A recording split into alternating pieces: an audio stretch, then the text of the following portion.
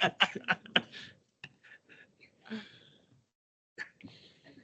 evening, everybody. Wonderful April evening. Here we are for the April meeting. So the first thing I'd like to do is to start off with an approval of the agenda. Oh, wait, perhaps I should say all of us are in attendance on the Board of Management Board. Okay, now. So we don't have to do a roll call. As well. No. I will move the agenda as submitted. I second. Thank you. Any changes? Yes.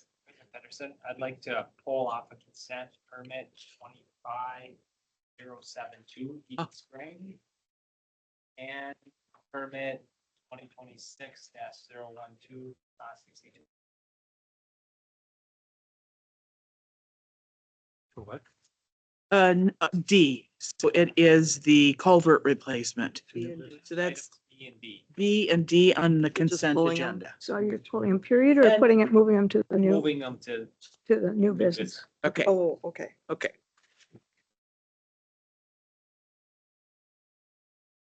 Any other changes? Okay, hearing none. All those in favor of the revised agenda, please say aye. Aye. None opposed?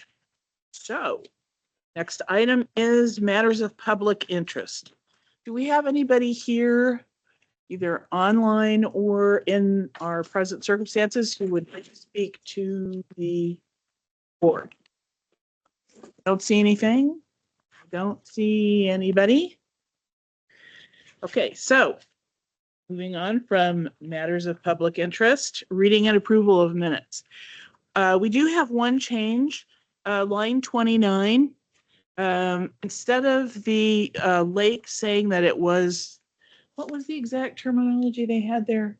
Restricted, right? Yeah, it's From not restricted, wakeboarding. it's It's prohibited from wakeboarding. So instead of the word restricted, we need to have the word prohibited. Right. So that's the only change I have. Does anybody have any other changes? Yes. In the workshop, I believe this is the workshop. Workshop line 25, where I say I'm not interested in the conversation continuing about purchasing the property. That's if it leads us at risk of needing an NPDES permit. Okay. Important qualifier. Yeah. Okay. I had a couple of little minor stuff in the regular ahead. minutes. Page 5.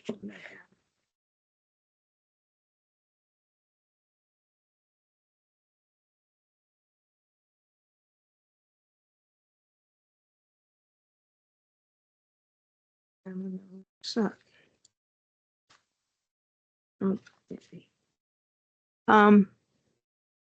Yeah. Oh. That was the discussion of the fund balance and treasurer's report. So it didn't mention that legal counsel had mentioned that we needed to change that. So I just wanted to bring that to your attention. Okay, is it from this is from the minutes of the manager's meeting, correct? Right. On And- page 5, On page 5. 6B. Okay.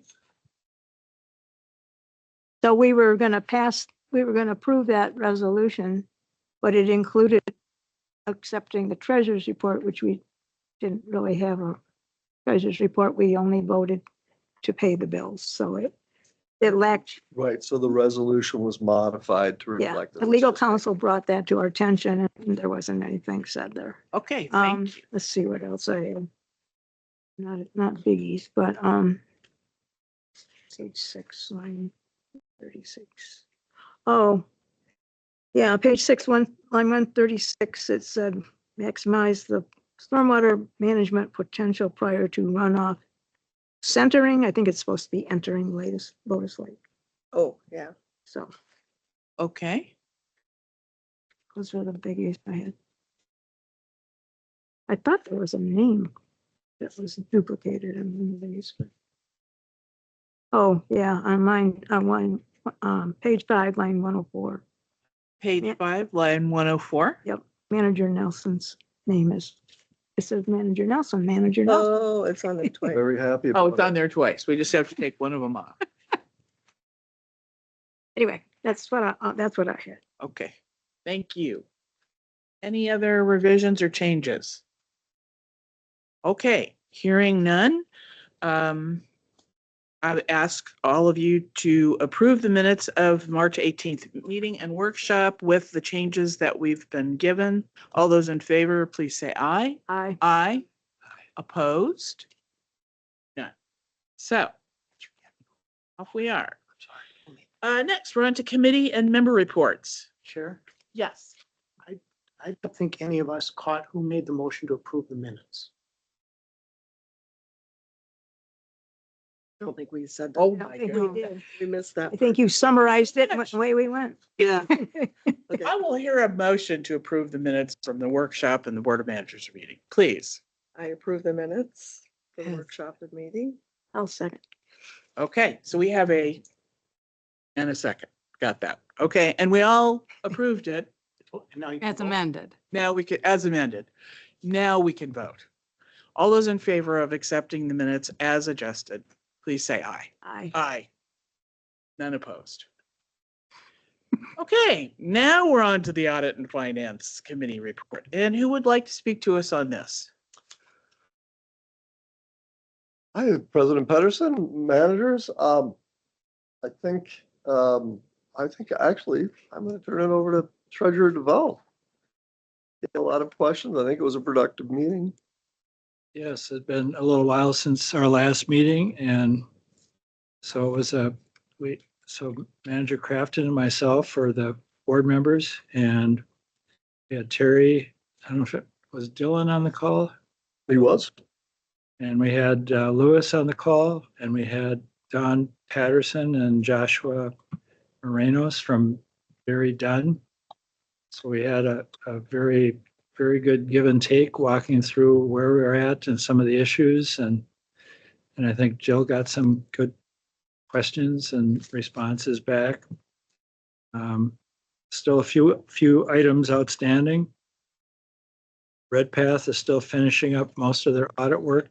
And so they have been the ones that are primarily feeding into our auditors for the audit. And Barry Dunn has been coordinating with both groups. And again, it's a kind of a cumbersome process at the point in terms of the timing of the way we did it, but it's moving forward. And Abdu is just starting their audit work now with the materials that they've received. We're expecting that the full transfer of anything related to Redpath will be completed by the end of this month. Have it transferred over to Barry Dunn. No transfer issues at this point in terms of the data coming across. Just to reiterate, we're using Sage Inact and Bill.com as our two primary digital format underlying connecting our systems. So Sage Inact is going to be our core accounting process for the financial statements, budget data. And then Bill.com is for invoice entry and everything relating to the input of paying our bills and monies coming in. So Sage Inact will handle the bank and credit card reconciliations. I think we had a flow chart. I've been making many flow charts, and I'm not quite sure where this one came from, but this is That's based on the one that Barry Dunn sent, one of the four. That Barry Dunn Okay. sent. So we're so anyway, we'll have some more of those as we go along. It'll help explain the system, because I think you'll see as we get further into this thing, we're tying pieces together of the organization that we never had tied together before, which is a good thing. And some of those things weren't necessarily accounting oriented, but they connect to the accounting system. And again, it was just another part of our shoebox system in the old ways. Um, as far as governance and policy, I think we'll have more comments on that later. Maybe Louis will talk to that when we get later, or do you want to do that now? Madam President, Manager DeBelle, there's an item later on the agenda when we get to the treasurer's Okay. report that we can speak to maybe then. if That that's- makes sense. So that's about it. It was a good meeting, and I think it lasted. Well, it lasted about, about an hour, a little over an hour. So anyway, it was a good meeting. I thought. I don't know, Jill, do you have any further Yeah, comment? so I was really focused on the collaboration, which was all good news, and then that bill.com is really essentially the accounts payable piece of it. But what I didn't remember talking about is where, like, the 4M part comes into this. Is that still gonna be separate, or how does, Well, that we haven't gotten to that yet. that remains right where it is. Okay. We really didn't talk anything about that. So that's still part of, I mean, that's basically our bank account. US Bank is Right. just the cashier at the window. 4M is our account. No, I get that part. Okay, I didn't know if there was, we didn't really talk about it, so I just wanted to, We'll bring it up more and later when we're talking about more detailed okay. elements of the system. Any questions of the Audit and Finance Committee? No such. Okay. Thank you so much. And now we are on to the March Administrator Report. President Pedersen, managers, before I begin, let me first apologize. I left my hearing aids at home today, so I will be asking, a fair amount. So I do have a few items I really want to discuss that are going to, we as a group are going to be needing to think about as we move forward here. So now if I could just find them. What's that I want to talk about with you? So first of all, President Pedersen and I met with Commissioner Guttel, with members of the 9 Mile Creek Watershed Districts, members of the Lower Minnesota River Watershed District, and then staff from Hennepin County. The purpose of it is really to look at the Minnesota River in general and how we all impact it. The impetus for this, some of you have probably watched the Carver County Hennepin or the Carver County Scott County joint meeting. There's been some pressure on Lower Minnesota River Watershed District. A letter was recently drafted by the two counties as well as Dakota County and sent to the Board of Water and Soil Resources. And it really boiled down to a few things. They are concerned that Lower Minnesota River Watershed District's mission is expanding beyond what the original 1959 formation was. And for those that don't know, it was originally started as a watershed organization to keep the clear zone, keep barge traffic going to the Savage area. And then their ask of it was for a larger basin-wide collaborative strategy. There really is no action for the board at the time. I just want to make you aware that these conversations are out there. I will be meeting with my counterpart at Carver County WMO and Scott County WMO. In the meeting is to be set yet, but the meeting dates are in the last week of April, first week of May. And then I am meeting with Commissioner Anderson of Carver County in May as well. So we'll keep you apprised of what's going on with that. But again, right now, there isn't any action to be taken. I just want you to be aware that those conversations are going on. Another biggie, our lease expires on April 30th, 2027. I do not foresee us having a facility constructed to move into. I have been in conversations with Rick Getchow of the city of Eden Prairie. If you'll remember, a project came before us for the chloride design of the site. That would be the Eden Prairie Police Department would be moving from the east side of the building to the west side of the building, meaning that space is vacant. So that's really where it's been at so far. I just talked to Rick Etchow to see if that was an option. He said it was. So I'm going to pursue that further with him because we have 1 year. The way our lease is written is that it would automatically go to a month-to-month lease at market rate. That's as of May 1st of next year. I'm not thrilled with our lease. I think Mr. Smith would agree. It's not the best lease we've could have had. So we are pursuing opportunities, and I think that one makes sense.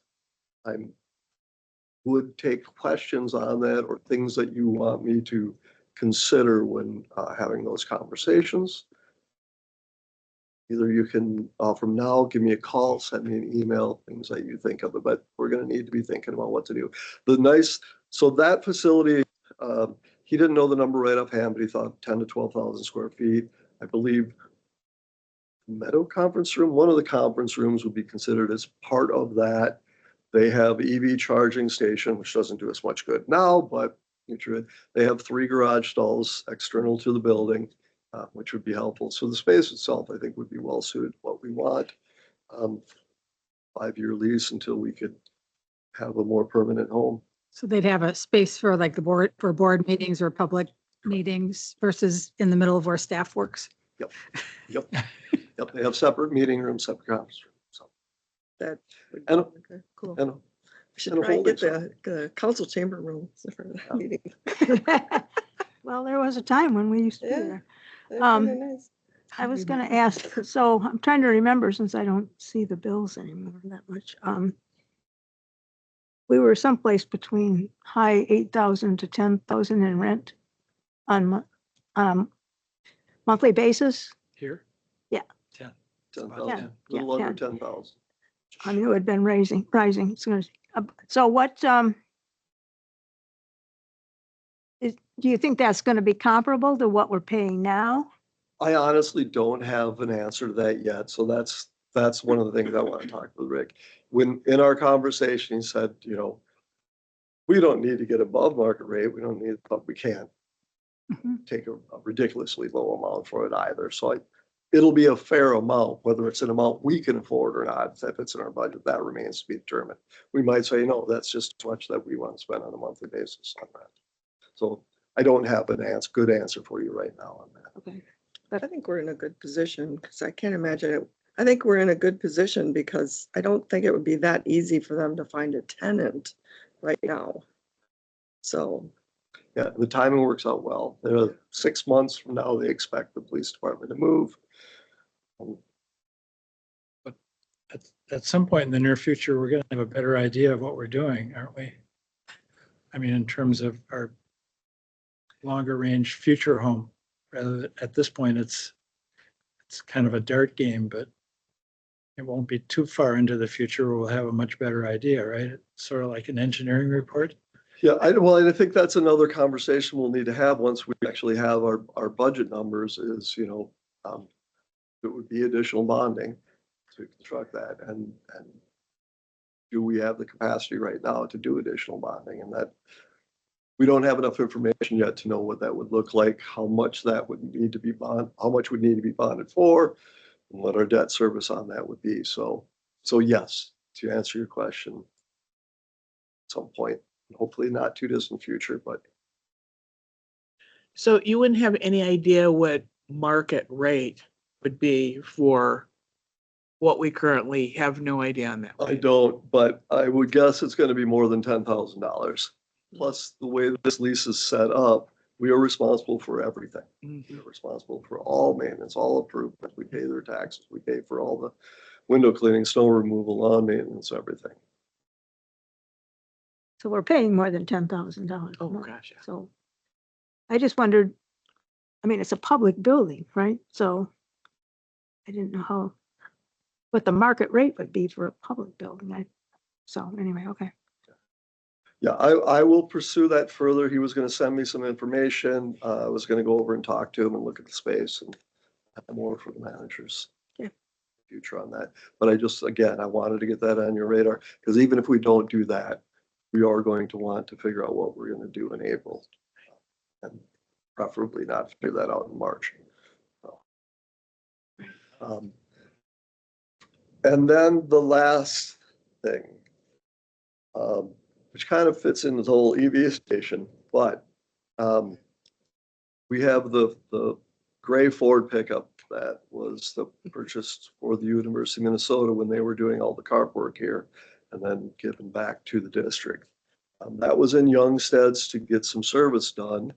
And they looked at the undercarriage and said that it is unsafe to drive through this. So I am going to come back to you with a request to release funds from our reserves to look at a vehicle, but I'll do some research, bring that back to you, and we'll discuss what it's going to be and what we should be doing. So How soon are you gonna need that? I mean, spring is here. Now, we are in the season right now, and our interns will all be here by May 18th. We'll have all of our interns. Signal is 25th. But yes, mid-May, we'll need it. We do have 2 serviceable pickup trucks right now. But we also have the soil health and the wetland evaluation program. And then we have the Toyota that is used by really just general staff for education outreach, going to other programs. So I think we can make it work somehow. It's going to be really creative juggling it. So I don't think we have to have it tomorrow. I think we have enough time that we're not up against it and have to just make an impulse buy, but it will have to be acquired this summer. okay. And that is all the great news I've got. Okay. And then, of course, we're going right to the March staff report. Yeah. Any questions on the March staff report? Or any questions on my report? Um, President, yeah, I would like more information on, so WACA rules are out there for review, and there's that assessment tool. I'd like at least to have a workshop. I'd like to know with what's coming and then the switch to a more functionality basis for the wetland stuff, how we see that coordinating with what we're doing and what exactly what you guys have been doing and where you think changes might be. I just feel like I'm in the dark, and so I wondered if we Yeah, couldn't so- get more information. President Pedersen, Manager Crafton. So next month, Joe Bischoff will be here. And what part of that presentation is the whole lake management plan? And part of that whole lake management plan is how the wetlands fit into that aspect. We can have Staff Dick Ellison here as well, who has just started to redo a lot of the previous evaluations with this new tool. So he'll be able to talk about how they compare. So yes, so at the May meeting, we will have a discussion about that. It's on the workshop from the May meeting. And I would think, I mean, is that something that we should have a presentation on at the next Minnesota Watersheds annual meeting? Perhaps. I guess I mean, I would like to use this whole lake management. Well, I don't mean for us, I mean just in general for Right, all the yeah. watershed districts and WMOs. I just don't want to commit us to doing something yet until the board has looked at it and said, yes, we really like where this is going. And then we could submit an abstract to Minnesota Watersheds to present on it. Yes. Okay. I think I just saw the email for the call for abstracts. That's for the water, wasn't that for the Minnesota Water Resources Conference? Oh, I think it's for the Yeah. conference. Yep. Yeah, I think you're right. President Pedersen. Yes. I mean, a couple of questions. I'm not sure if it goes under staff, administrator, or your work plan, but I did not see anything about a property cleanup and interim use plan for the Spring Road property. So I'm writing the RFQ right now for. Okay, but I didn't see it on any of our reports that it's being worked on or, Being okay. written, yeah. All right, just, Should probably add that to the staff report or something. Yeah, I should have just brought it up with my administrator's report because that would have gone under my report. Yeah, when you had sent out your work plan and I didn't see it in there, so I know that. Your one with all the bar charts, this one? It should be in there. It could be, I did not see it. I agree, it should be. And the other thing I didn't see, and I'm curious where it's at, is, I don't know the name of it, the woman who works for Lewis. Oh, Our- yeah. So she has drafted the letter to go to the cities. It is waiting for my signature to be mailed out. Okay, so again, that's not referenced anywhere, so it'd be nice to know where that's at. And So part of this is previous reports. You didn't want us putting things on that hadn't happened because people were like, well, this didn't happen, or why is this still on here? So we're trying to figure out that format that managers would want to see. thought it was more about that the update is current, so you get it, it's like, she's still working on it, that. So that's what we were putting in before was no changes, no change. And then I was happy with that. managers didn't No want to see change is that. fine if we know that's true, but Yeah. it's just not on there. Feels like You've got that's. like one in here where it says no update. I mean, that's fine. At least we know it's still active. But I liked having the context of what had happened earlier. I didn't think that was, We're sorry, we're changing our mind. Please Well- move back 2 steps and add those items back in again. Okay, And in between, you Thank don't, you. there was just too many words as far as you hadn't done anything. It was all old. Mhm. If you just put no update or nothing new or something, or bold what was new Yeah. or something. that's all we need. Thank you. Any other questions? No, that On the was, staff that was report. my, All right. Okay, next we're to the engineers report. Any questions of Scott? no.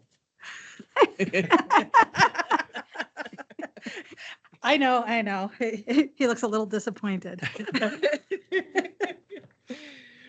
And do you have anything to report, Scott, other than what you've Nothing really submitted? that's in the report. Okay. All right. Well, I know by the time we see you again next month, there'll be many more permits coming. Here it is. All right, we're now to the regulatory report. Any questions? I didn't have anybody else? Nothing? Okay. President Pedersen, managers, I would like to add one thing. So we have been working with Lennar on the park, which is the development on Prince's land, formerly known as Prince's land. And there are a number of things they had asked for a release of their financial assurance. And both the city and the watershed district had said no because they have not properly mitigated the soil in all of the yards, and they have not properly dedicated buffer in all of the yards.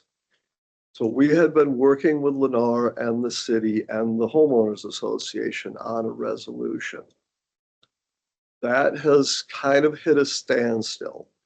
So we may be bringing that back to the board as how you would like to proceed. But we are still working with Lennar and the city to seek resolution on it, compliance. But this could be a big one, and I want you all to be aware of it. Any other questions on the regulatory report? Okay. Hearing none. Legal report, do we have any? Nothing this evening, Madam Chair. Thank you. And finally, managers' reports. And we got one that was actually attached to all of our stuff, and we have the extra that we got from Manager Crafton this evening.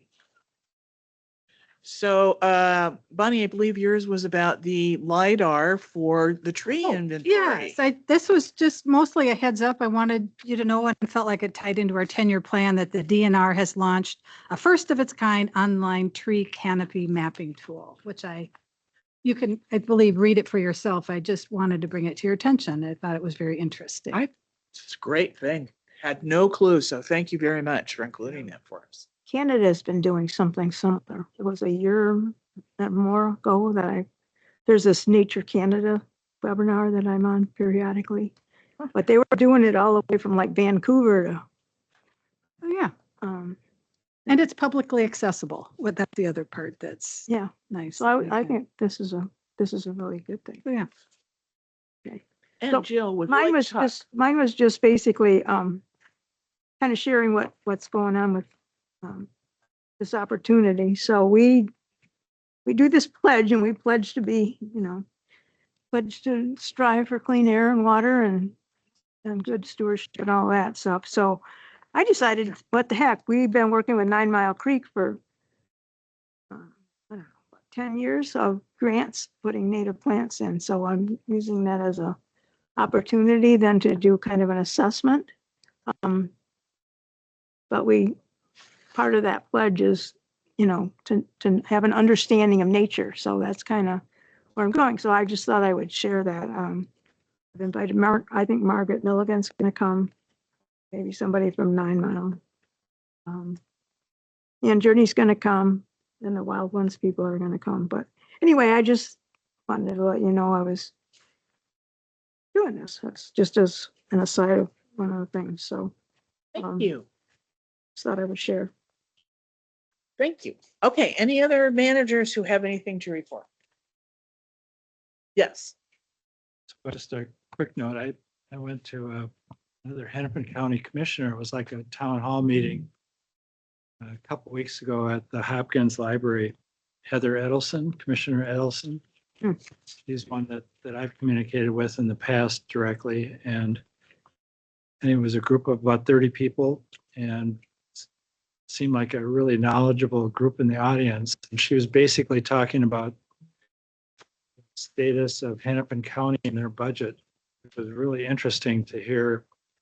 I mean, they're equally as complex almost as the federal government, except, minus the military. They cover just about every base. But she went through talking about they had a preliminary budget increase, 11%, which was a non-starter. So they're going back through everything in their budget process.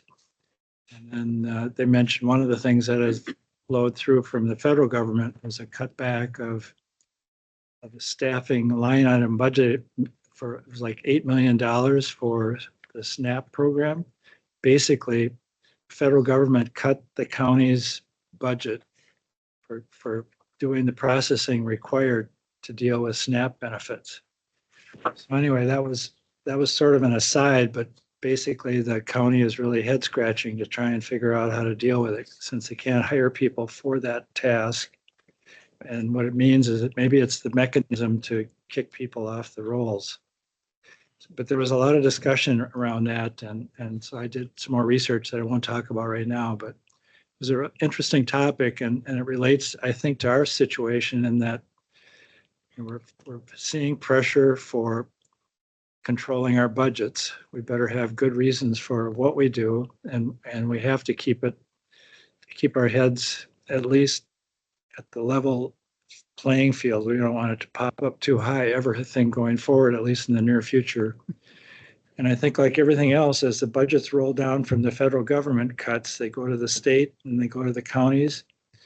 And we are probably being impacted already, and we're just not totally aware of it in some peripheral components of what we're doing.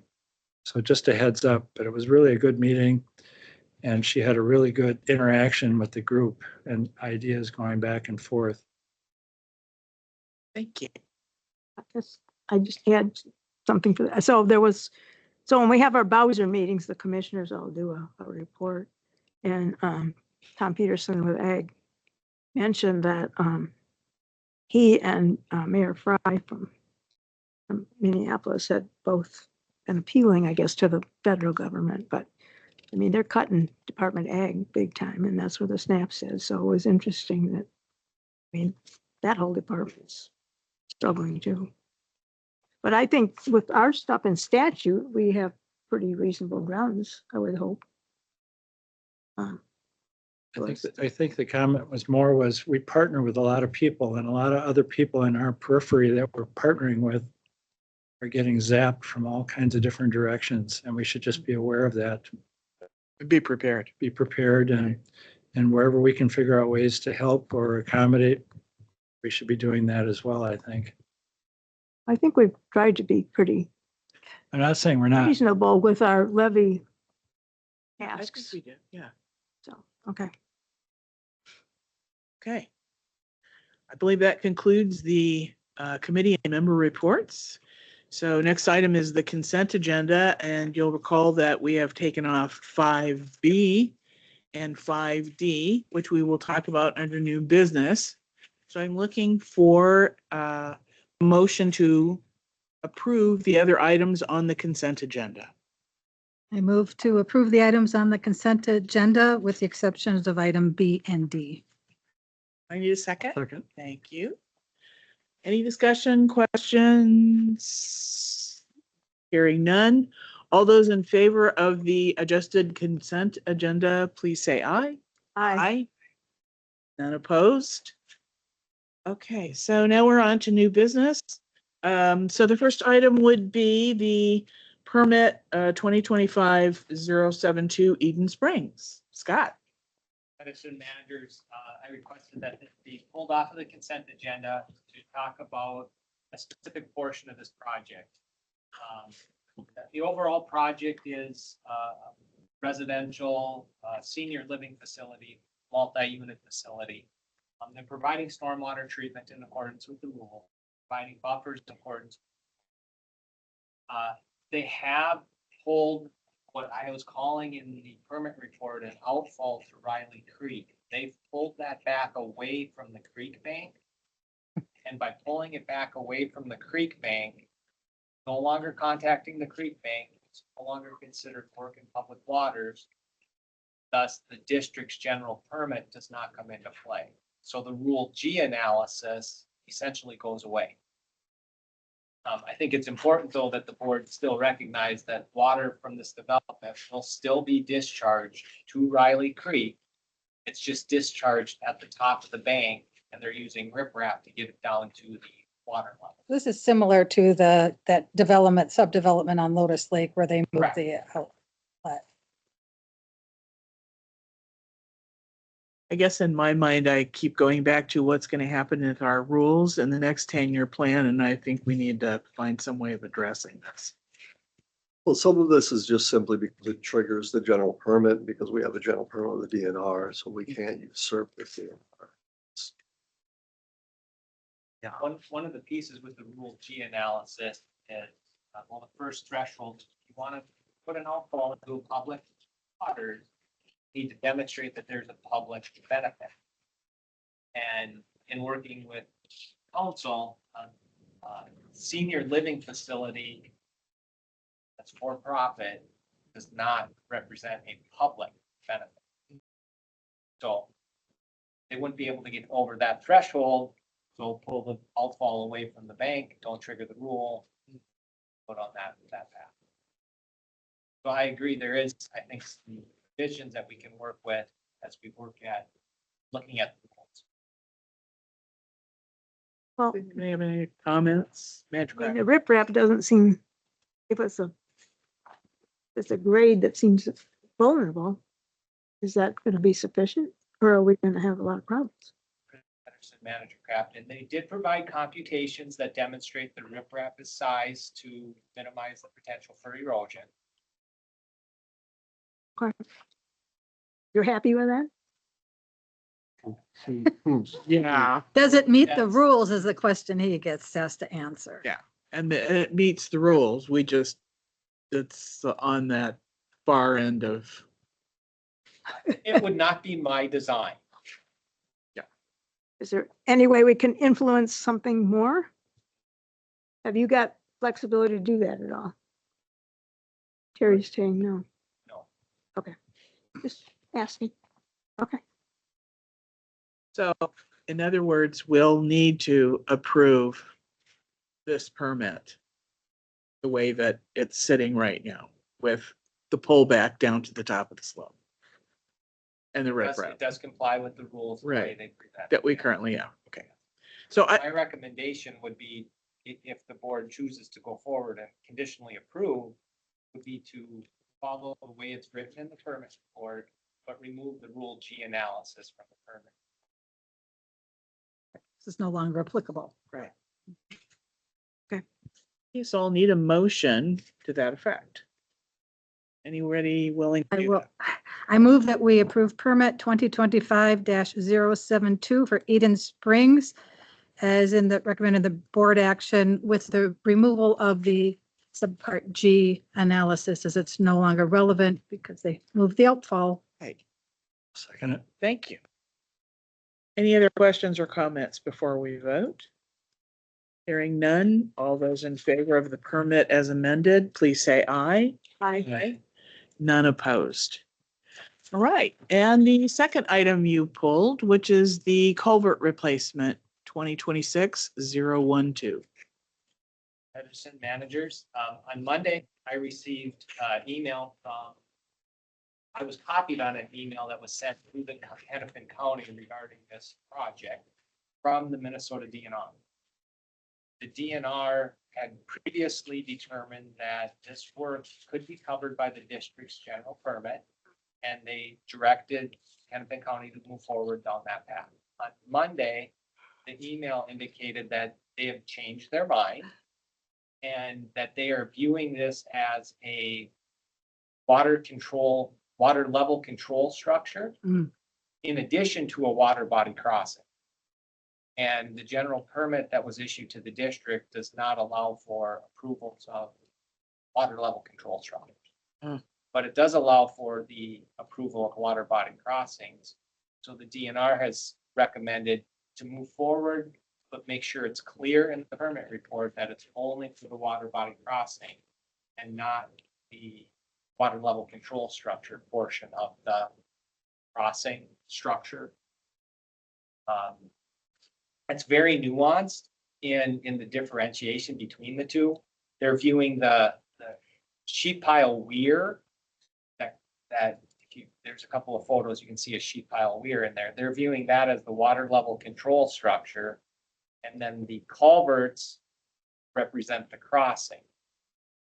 So we can approve the culvert, but no work on the sheet pile weir.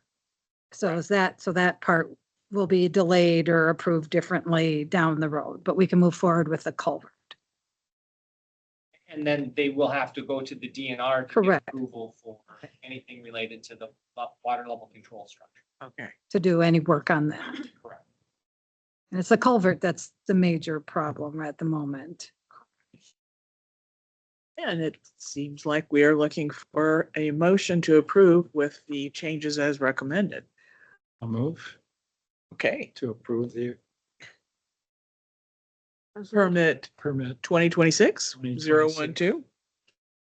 Okay, only approving the water body crossing section of it. Okay, everybody get that? I had one question. So- Okay, So the applicant here is fully aware they're gonna have to discuss this with the DNR. Correct. The DNR reached out specifically to the applicant, informing them of that on Monday. Then follow-up discussion, email communication back and forth. Okay, so does this seem to be working? I mean, is there a path forward that's reasonable for everybody? There is a path forward. The DNR has been good about sort of laying out. In fact, the county asked, what is this gonna look like? The DNR has done a good job of laying out, here's what you need to do. Path forward, so. Okay. So maybe we could clarify the yes, please. I know you're gonna do a great job at Resolution. this. to approve permit 2026-012, the culvert replacement project to include only the water body crossing, which is the culvert, and not include the sheet pile weir, which is wake level control that will be left to the DNR. Does that suit for you, Mr. Smith? Yes. And that suits for you? Yes. Okay, great. Thank you. And do we have a second? I think I started that. Okay. Tom seconded. Second. Okay, Joel seconding here. Okay. All those in favor of the permit 2026-012 with the amendments as we've stated, please say aye. Aye. Aye. Opposed, none. Does that answer your question? Yes. My procedural question for the minutes will be, Manager Lavelle withdrew his motion then? No, I acceded to her rephrasing of what we're actually doing. And Jill seconded. Do you want Tom to withdraw it first? Well, the minutes will say that manager DeVal made a motion. And then. Was it? Okay. It's a lack of Nelson. clarity within the Clarify. motion. Manager Nelson clarified the motion. So Can we do that, or should it just he we have a- I withdraw? just want to be clear who made the motion. I made for the minutes. motion. I made the motion. Okay. And manager Nelson helped rephrase it. Right. And It was embraced as a friendly amendment Okay, and Seconded by Manager Kraft. Kraft. Okay, that'll make the minutes clear. Thank you. Okay, I think that'll do it for the consent agenda. We're on to new business.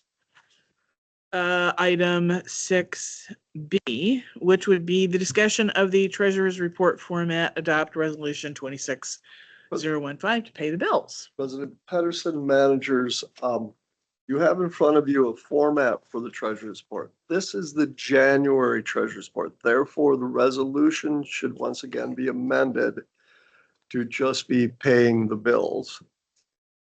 We had anticipated having our treasurer's report this morning. That's what, when you broke Tom and I's little conversation up at the beginning of the meeting. That's what we were discussing, if either of us had seen that.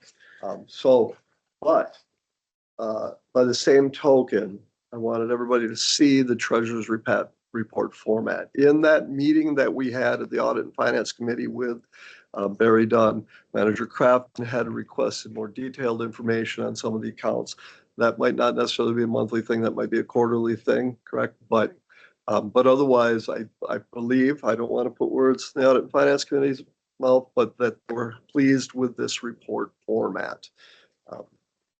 Right now, what they are missing is some of the end of the year, is the actual budget numbers to say where we're at. And so it's kind of a circle in the egg. We're waiting for the audit and to get the final budgets numbers in there. So that was a lot of words to say the resolution needs to be amended to just paying the bills. Do we have someone who's willing to make that motion for us? I move that we adopt resolution 26015 to be just paying the bills for for the month of, February. February. is it February? Yeah, No, it's it's- January. What it says. It says February. March, so- that's an error. That's Okay. Should be changed to pay the March bills. Okay. All right, I have a motion. I need a second. I'll second. Thank you. Any other questions or comments?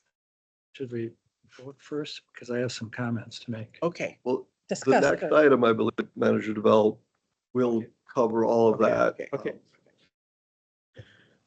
Okay, so So- all, Okay, So we're so voting. we're gonna vote. yes, we're going to vote on paying the bills for March. All those in favor, please say aye. Aye. None opposed. All right, now where to? Acknowledging accounting and payment software.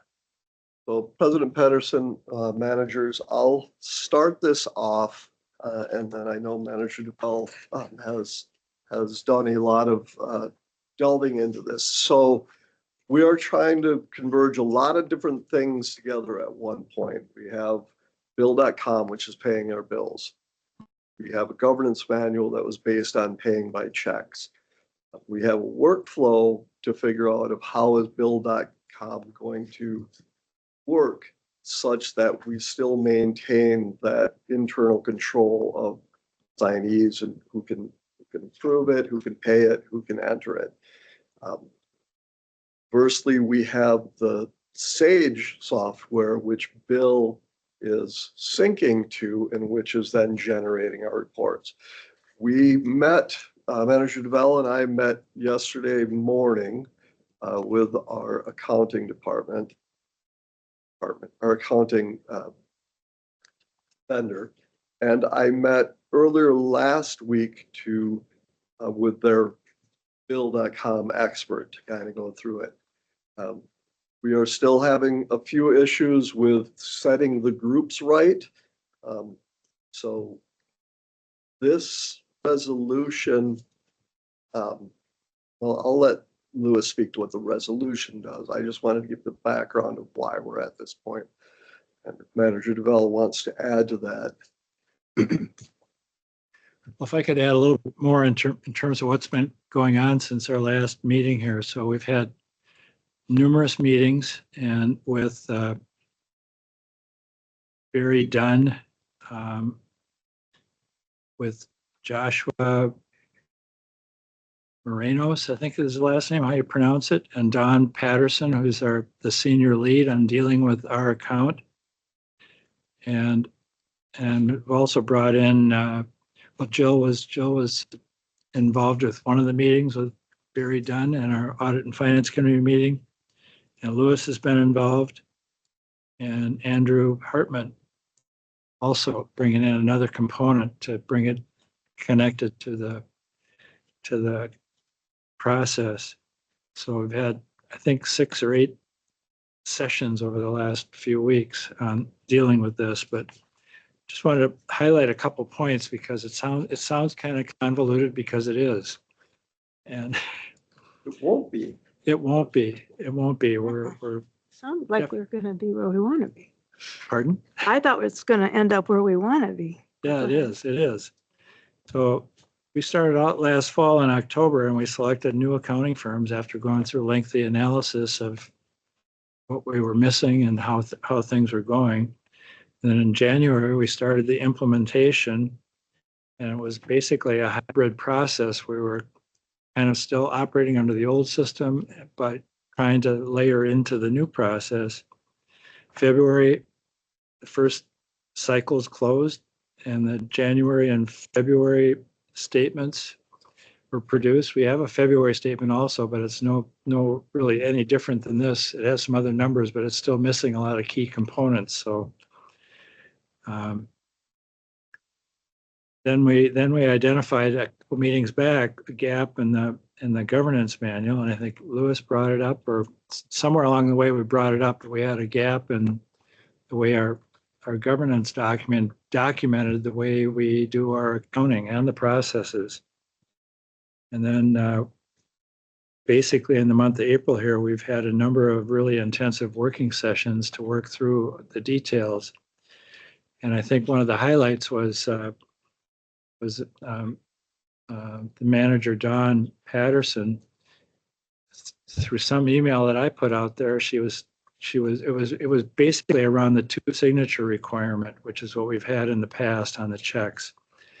And she was kind of figuratively scratching her head, wondering why we're doing that with this new system. So I started doing more digging, and we went back and forth and had follow-up meetings. And we decided that 2 signature system was a throwback to many eons ago when everything was manual, and there was the internal control and the checks and balances were very manual process. So the new systems really overrides all of that, and it actually imposes more integrity to the system on the basis of the records that are kept and how it flows. Make a long story short on that. So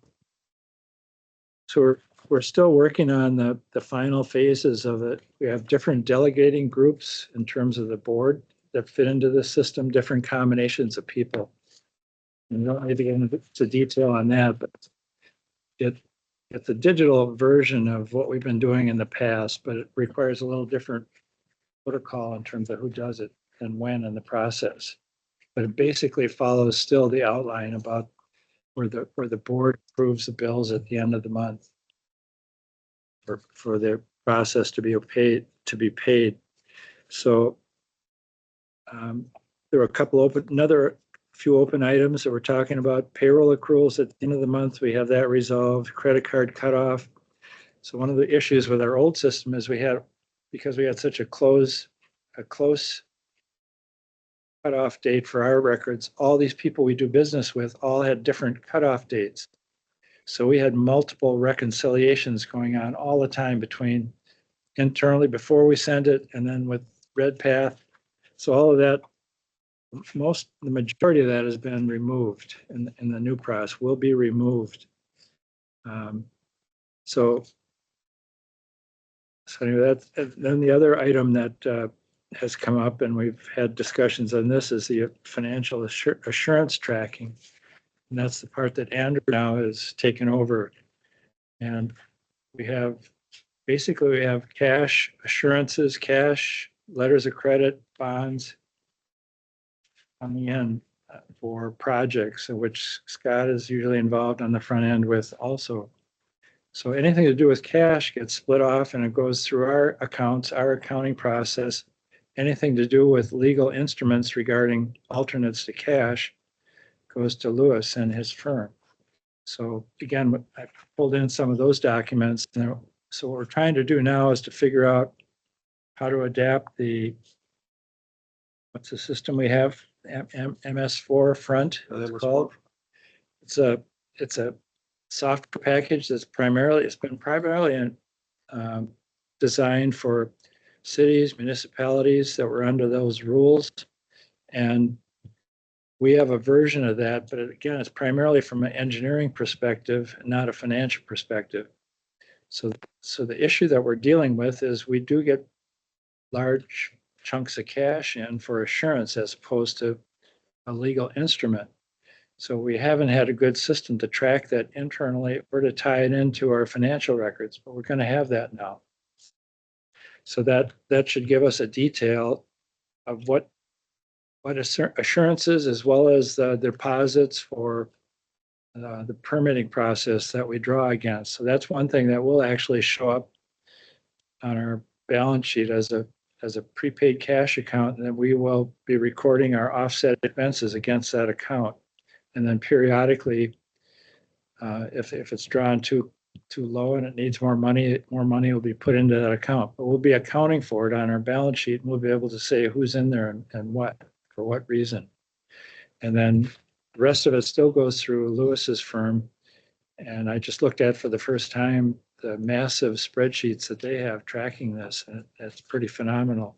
I was not aware of it, but anyway, it's an important component because it's not cash, but it's a giant asset to be dealing with internally in terms of how we're tracking, measuring up against what the contractors do versus our engineers sign off at the various points. And then ultimately, when it comes time to pay the bills, we have a check in the queue to be paid for a company that none of us have hardly ever heard of before because it doesn't pop up in our records. But again, that'll link directly back to our assurance component of the financial statement. We'll be able to see what that is. So finally, I guess we're looking to make this thing work, and I think we mentioned at the beginning here, it feels a little cumbersome because we've had this old system that everybody's been used to operating, sort of rumbling along as we're pulling the pieces apart, and then we're layering on a new system, and then what happened is it was becoming more convoluted, and then I think Don triggered the notion, let's step back and start over. So we didn't start over, but we started overthinking about it, and we looked at the whole process again from where we wanted to go. So what I put up here, Manager Devel and Claude, I think, put this together, on AI. And, but this is not what we're saying is the adopted system. This is what we need to talk through governance and the Audit and Finance Committee to think about how we do it. Because to go back to Manager Devel's analogy of old, we had all of these shoe boxes that we kept different things in. So what's become cumbersome is trying to take all these shoe boxes, sort them out, and fit them into this one system so that we're accounting for everything at the same time. We have the delegated authority part of it. We've got the credit card portion of it. We've got the financial assurance that he talks about, and the cash escrows that go with permit fees. She spoke of our investment and dividend income. So trying to get all of that system to work and to get it to work in a way that is seamless and smooth. I am confident that this will be a nice, smooth system. You just got to get through these growing pains of getting there. So I will have Mr. Smith explain the resolution, but what I see moving forward after this, either we meet jointly, the Audit and Finance and the Governance Committee meeting, and hash this out. And I think that might be the more efficient way to do it, and then amend the governance manual as needed. But before we can do any of that, we need this. Mr. Smith. Madam President, managers, the issue that we're trying to address with this resolution is that your governance manual outlines a financial management process that's the old paper-driven wet signature process for approving bills and issuing payments. You've moved with the advice of your accountants and hard work by your treasurer and audit and finance committee to better software that will produce better reports, a bill payment system that still is based very much in separation of duties, but does a better job of managing that process for accountability. So the resolution does three things. It acknowledges that you have changed the software to the Sage, Interact, and Bill.com for reporting and bill payment, and that software will ultimately produce better reporting and payment for you. Number two, you're temporarily suspending that part of your governance manual called internal controls and procedures for financial management. And that's because it is written based on a two signature per check, paper bill approval system. And you're stepping away from that, but rather than try to write the whole new process in the space of a week, we recognize let's take 3 months to very carefully understand this system. Your accountability for separation of duties, for tracking, for reporting will be very well documented. But in terms of how you want to describe this in your governance manual, let's take about 3 months to update the manual.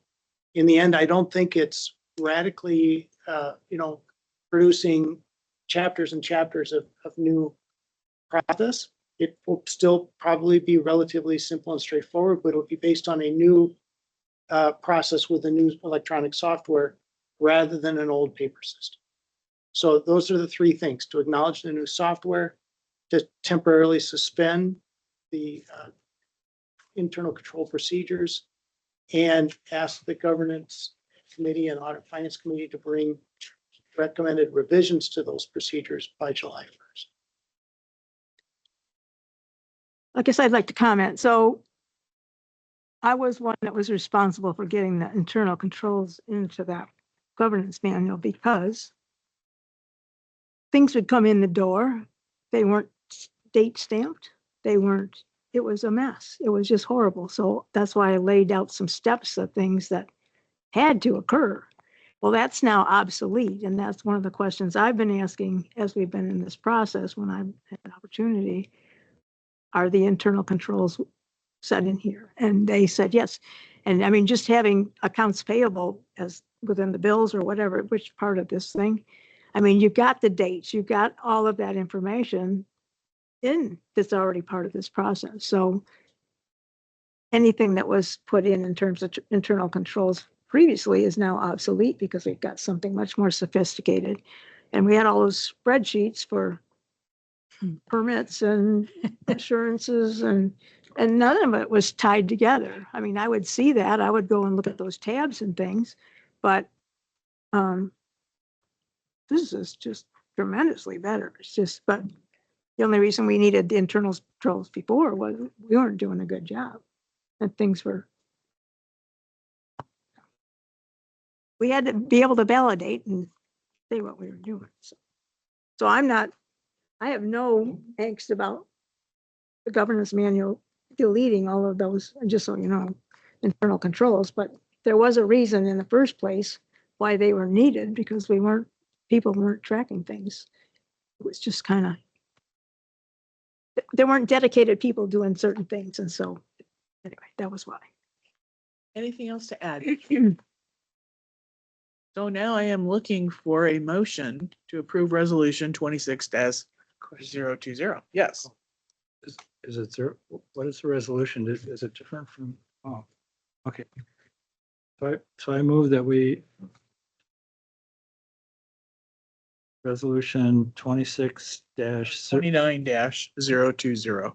20 it should be 26. It should be 26. This is wrong on here. So it's 20. 26-020. Yep. It's doing approving here. Yeah. The Acknowledging. resolution is correct. Yes, resolution is correct. Should I read it? Oh, no, it's pretty. Okay. I think you got it. No, I meant just the That the title. numbers. I second. Thank you. Okay, any other questions before we vote? Hearing none. All those in favor of adopting resolutions 26-020, please say aye. Aye. Opposed, none. So proceed forward. I'm so glad to see that we're actually making some great progress on this. Yes. Okay, next is the resolution for the North Lotus Lake Stormwater Park project. President Pedersen, managers, you'll remember in February of this year, we approved a permit for Chanhassen for the Fox Hollow neighborhood. Fox Hollow neighborhood, was it, Joe? And at that point, they were going to put in a temporary stormwater BMP within the North Lotus Lake Park in the same location where our long-term BMP was going to go, the permanent BMP. Engineer Sobiak and I, and Mr. Seidel, who is here, got thinking about it, and the way we are moving forward with our project and the way they are moving forward with their project, it is a high probability that we will be ready to put our project into the ground before they achieve final completion of their road project. Put another way, they would put in a temporary BMP at significant cost, and then we would remove it 4 to 6 months later to put in our permanent BMP. What this resolution before you tonight is asking to do is to allow for Chanhassen to rely upon the North Lotus Lake Stormwater Project for their stormwater management, but putting in conditions that we enter into an agreement with them. We already have a term sheet. I believe we're very close to having that agreement. And that in the event that they do not enter into the agreement, that they would have to, before completion of the project, come back and demonstrate how they're going to meet compliance with our rules for that project. Mr. Smith, did I capture everything in that? Yes, and I would just add that permit that was just approved would be a pretty good guide for what they would likely need to do. Right. if We in talked that about the circumstance. fact that this was going to be kind of an awkward, and I guess at this point, it's really, we trust our partners that we work with, and I think we need to go forward with this. So just to clarify that we did approve the design for our project up until we got an agreement with the city of Chanhassen. So would that bring back our ability to finish the design? Is that going to need to come back? So President Pedersen, Manager Nelson, the reason you approved up to 60% was so that we had enough to have those figures so that we could negotiate all the term sheets. So I think we will be just fine. I think we will have an agreement in place. I would say ready for the June meeting at latest for the. And then we can update our design And then. Yep, to continue. I mean, because there's both of them have to move forward Correct, to work. correct. Yeah. Mr. Seidel is here if you'd like to ask them any questions about their thoughts on it. But I've also been in conversations with city manager for Chanhassen, and she feels comfortable that this will move forward there as well. What their only concern is that it isn't just a blank check where, well, it might be 12 million, it might be 1 million, it might be. So we're working on those numbers and we'll have actual numbers to put in it. Anybody have any questions? I don't. I trust. There's a typo. I don't know. Oh, there's a typo, she says. The third whereas it should be will be decommissioned. I don't know that it matters, but I just thought I'd point that out. Sure matters. It does say, my draft says. Yeah, that will be decommissioned on, if you're looking at, which version are Well, you? the one that was online, Did you download it from online or are you online right now? I downloaded it right Yeah, at the it's start been- of the meeting. It's been. Okay, modified. because I said I just got this one, so yeah, okay. So I guess I am looking for a motion to accept resolution 26-016, modifying the permit. I will move to adopt resolution 26-016, modifying permit 2025-079. I need a second. I'll second. Okay, thank you. Any other With- questions, Yeah, comments? with conditions that we enter the agreement. Yes. Just Okay, So we are gonna get here. I mean, we're gonna get this done. yeah. Yeah. Okay, all those in favor of adopting resolution 26-016, please say aye. Aye.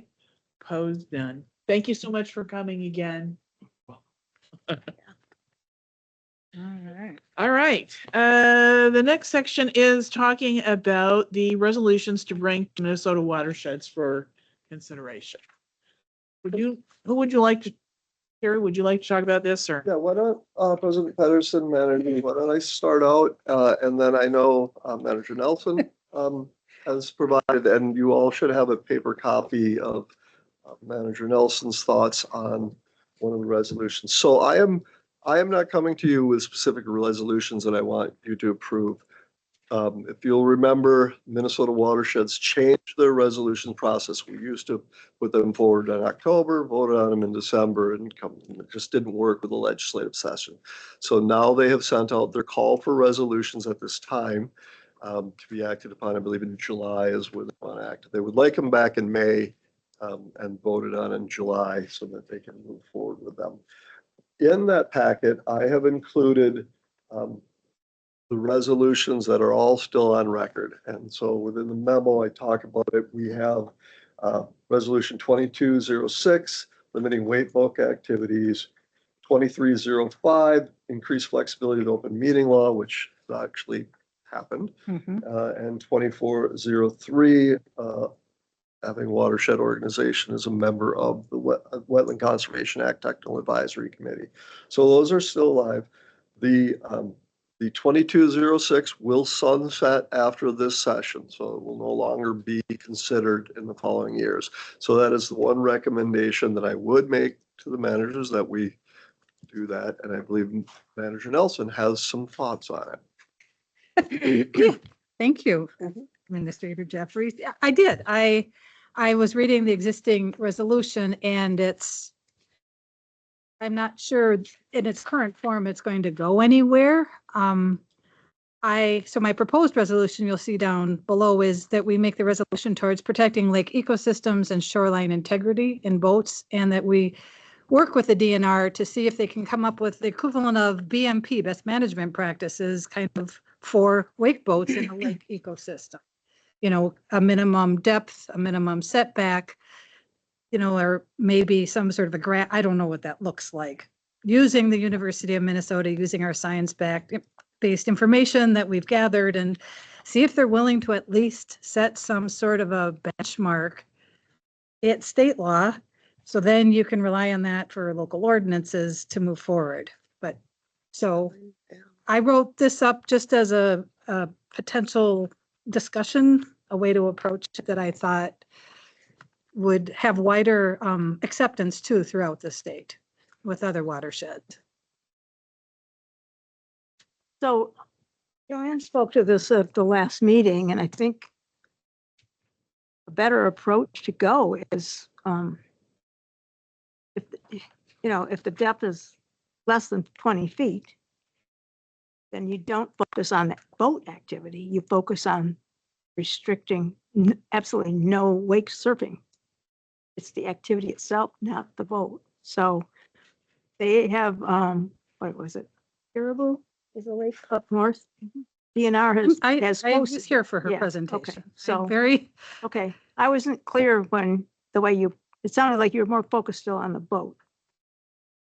Okay, never mind. I'm Maybe I just focused didn't get on it. Here. us as a watershed district trying to put forward something that for protection of lake ecosystems and shoreline integrity. One of those ways is to set a minimum depth and a minimum Okay. distance. Okay, so not I do distant not depth. think as a watershed district, we would just get any traction by saying, we want to have a ban on this. It's like, I think we need somebody at the state level to, that's just my feeling. If we want, this is for Minnesota watersheds resolution as well. It's not for a local ordinance. So we're looking to our audience is Minnesota watersheds, not the city of Chanhassen or our watershed district. Okay, So all right.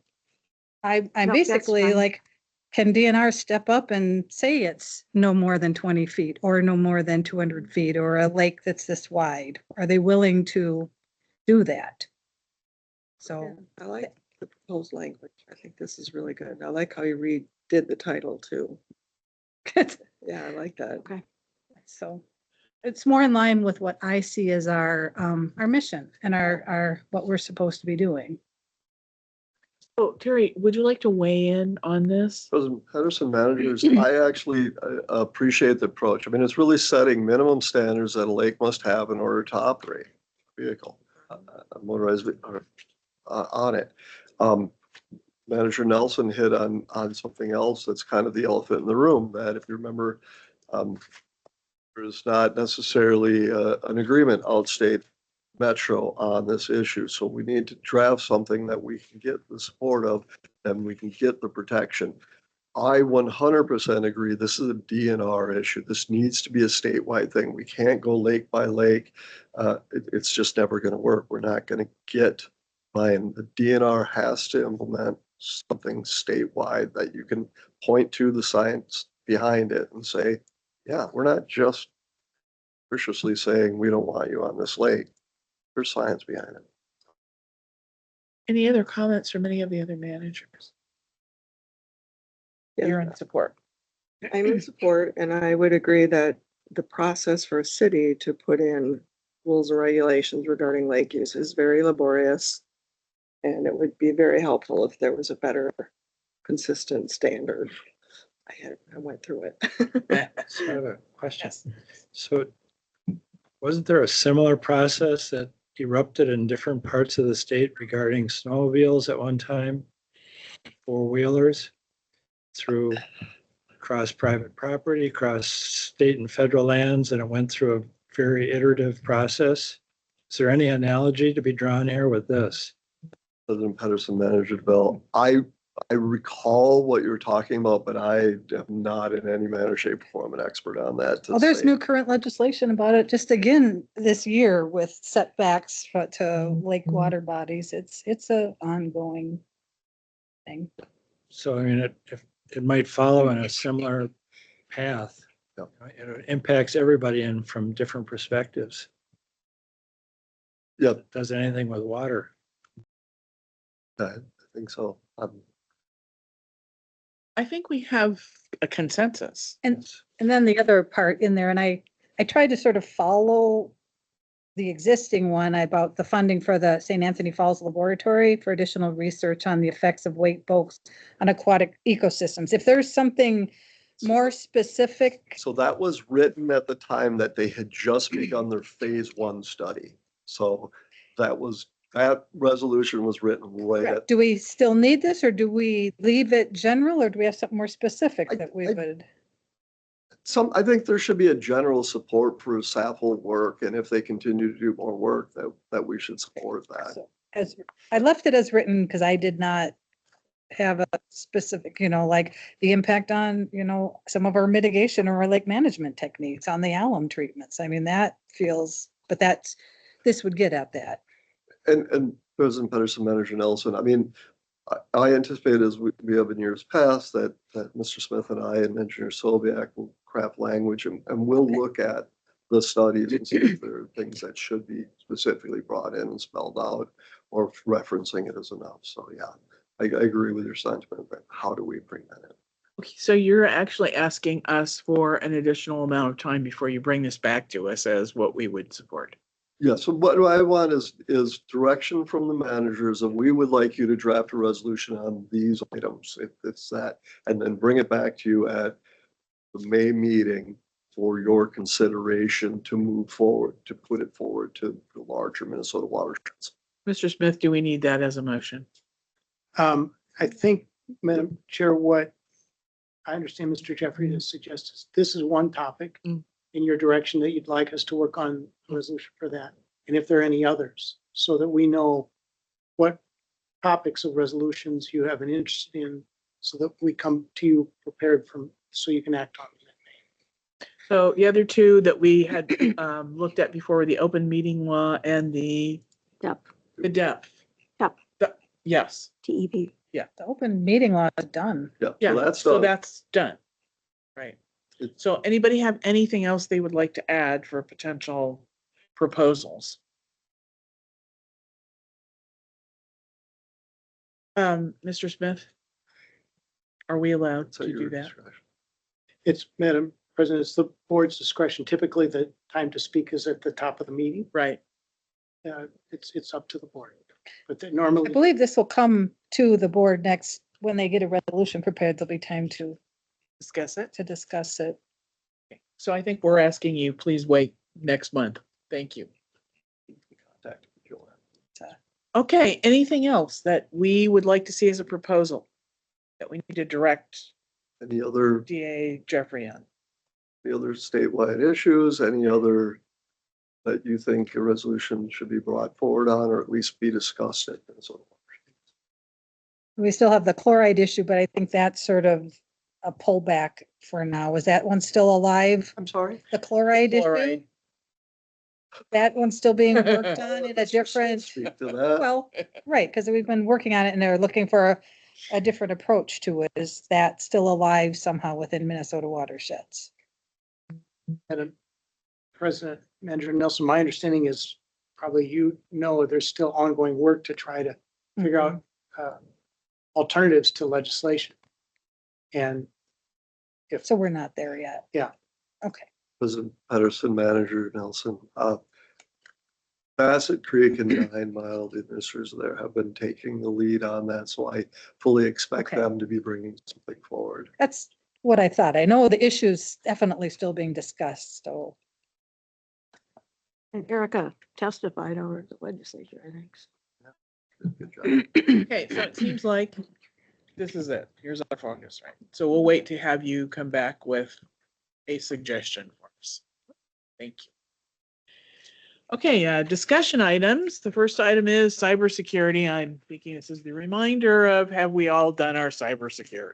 Well, first, President Pedersen, managers, I want to call out Manager Nelson. I think you were up to 3rd on our list.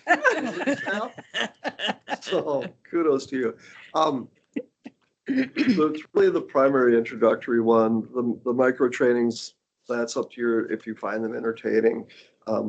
Ms. Forbes, I will just hammer what the email was or what it was called. That was the annual, whatever. Your email sent out, resend it to those who haven't logged in. And I'm one of them. I just haven't had time. And I'm figuring it's gonna probably take me a couple hours to figure out, go. Just be through it, so. prepared. You're gonna have to answer questions after you listen to the seminar. you get tested. Well, You that's get why, tested. but I just haven't had the time to set it up. Micro. I did. I thought it was pretty good. I mean, a lot of the stuff I think we all probably know, but. I wanted to add a heads up to the Chat GPT training session is very helpful, Yes. very extremely interesting and useful. And I wanted to ask if you guys have a subscription to the professional GPT or similar. We have an AI through Microsoft, so whatever one is Okay. tied to that, yes. I've dabbled with it a little bit. Don't tell Manager DeVell though. Well, you already mentioned that you'd use that for your. No, I could see it as such a useful tool when you get, when I'm thinking with all the newer staff we have, they're gonna be able to use it for education, for outreach, for putting together. I mean, you say a question, you say, put together a PowerPoint presentation, and it's like, boom, it's like, so it could be a significant time saver if we give them the tools to use it. So. Anything else on the cybersecurity that we need to know? Really, That's it. Okay. Yeah. But I just put the field trip on in case you all wanted to have any conversations about it or had any I thought it was wonderful. thoughts on it. I thought it was incredibly impactful. I watched everybody move through all the rooms, the exhibits, what people were saying, and I mean, I saw tears in people's eyes. Oh, It was really, really difficult at times to go through, but I also felt the conversations that we had with some of the staff there after the tour was, I think, pretty productive. You identify the field trip for people, Been walking into community center. the cultural center. Yes, the cultural center. Yeah. So it Well, was, what I was thinking was that my relatives came over from Europe in the late 1800s, which is right when all that land grabbing was going on. And all of a sudden I'm like, wow, I guess I am. My family history is more involved than I was really thinking. So, Sort of yeah. another version of all the paintings in the state capitol. oh yeah. Well, there's a lot of Eastman paintings and yeah.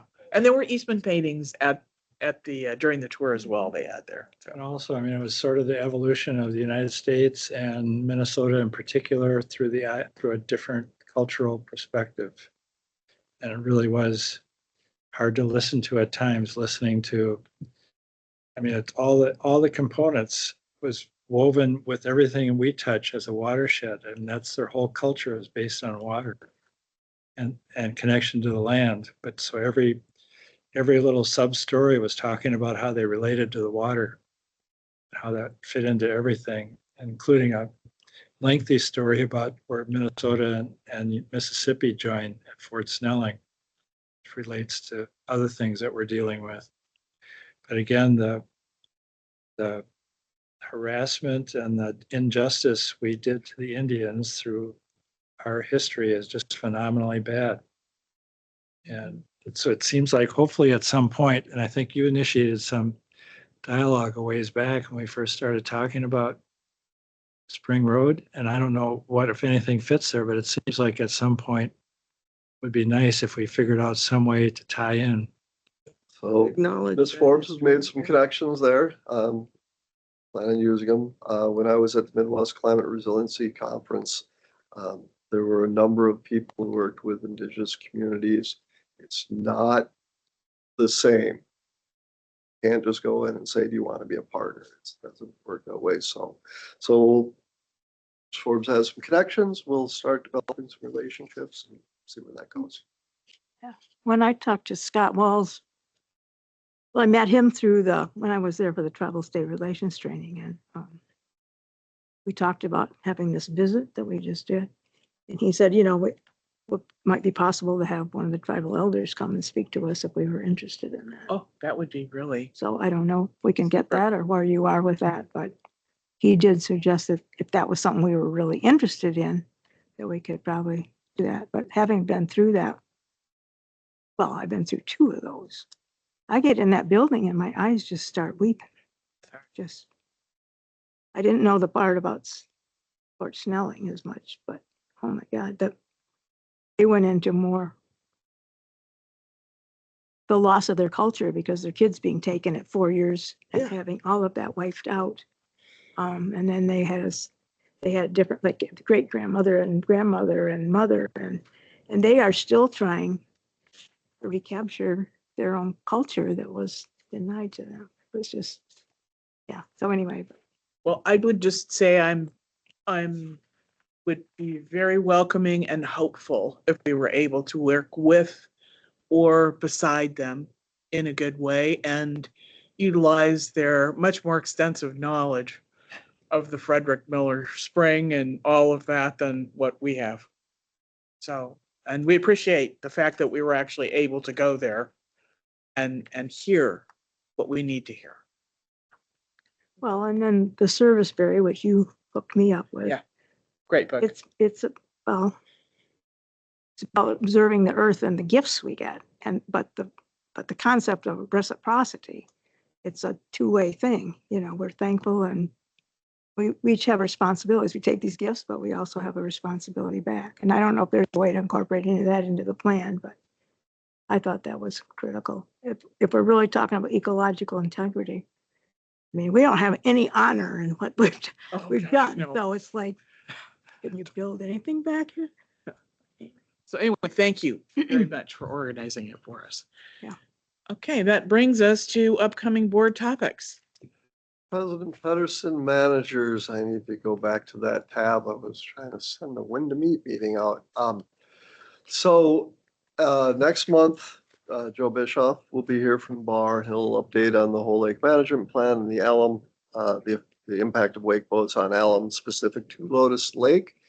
And in that, we will address all of the elements of the whole lake plan, of which the wetland aspect of it would be one. I have my fingers crossed that we'll have final numbers from 2025 because we really need to start working on the budget for 2026 because of the current schedule. And then I put item D as a TBD because it will depend, one, on the item C on there, and two, I want to bring forward at the next meeting, I hope to have quote solicited for raising of the buildings out there. So how much that costs will obviously impact what we have left over to pay architectural services to start the planning process. So those are the topics coming up. And then So does that demolition also include like an interim use plan? Like if we need to fix a parking lot or put a picnic shelter up, or is that a separate, just a demolition plan right now? I think that'll be a discussion for the board to have, what do we want to do with it in the interim? I don't. Well, you said plan you're on putting bringing out a an plan. RFP, so I was asking if it was just for demolition. It's just for the demolition. That's it. Yep.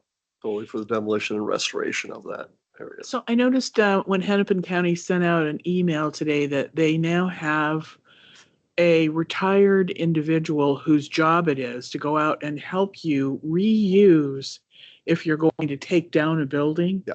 Yep. And I think if we can get that, obviously it's a free thing for us. I think that's a great idea to have them come and take a look at what we could reuse and do.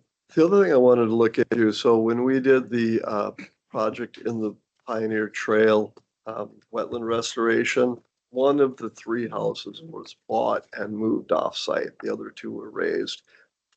I don't know that it would work well with that house, but I was going to talk to people who do that and see if there would be any interest there in doing that.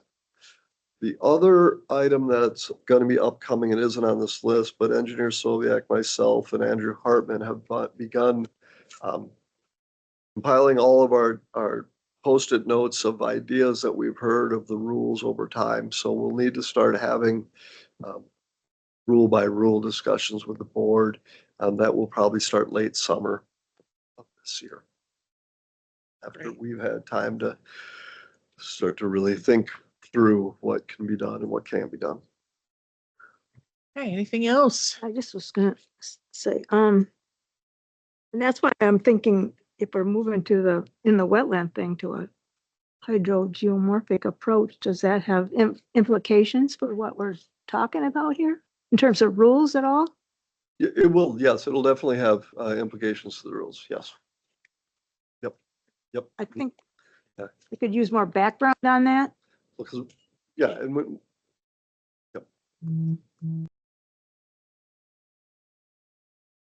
Okay, I'm looking for a motion to adjourn. I move to adjourn the meeting. Thank you. I'll second. And second, thank you, Manager Crafton. All those in favor of adjourning, please say aye. Aye. None opposed. Thank you all very much. And go out and enjoy the wonderful weather. Or Before we get the